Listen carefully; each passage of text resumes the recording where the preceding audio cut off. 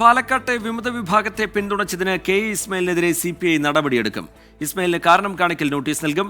ജില്ലാ കൗൺസിലിന്റെ ആവശ്യപ്രകാരമാണ് നടപടി. VA ഗിരീഷ് ചേരുന്നുണ്ട് വിവരങ്ങളുമായി തിരുവനന്തപുരത്ത് നിന്ന്. ഗിരീഷ്. റീജിത്ത്, മുതിർന്ന നേതാവായ കെ ഇസ്മായിലിനെതിരെ നടപടിയെടുക്കുന്നതിനാണ് ഇപ്പോൾ CPI എക്സിക്യൂട്ടീവ് തീരുമാനിച്ചിരിക്കുന്നത്. ഇസ്മായിലിന് കാരണം കാണിക്കൽ നോട്ടീസ് നൽകും. നടപടി എടുക്കാതിരിക്കാൻ കാരണമുണ്ടെങ്കിൽ ബോധിപ്പിക്കണം എന്നുള്ളതാണ് ഈ നോട്ടീസിൽ പറയുക. പാലക്കാട് ജില്ലാ കൗൺസിലാണ് ഇത്തരത്തിലൊരു ആവശ്യം എക്സിക്യൂട്ടീവിൽ ഉന്നയിച്ചത്. ഇത് അംഗീകരിച്ചുകൊണ്ടാണ് എക്സിക്യൂട്ടീവിന്റെ നടപടി ഇപ്പോൾ ഉണ്ടാകുന്നത്.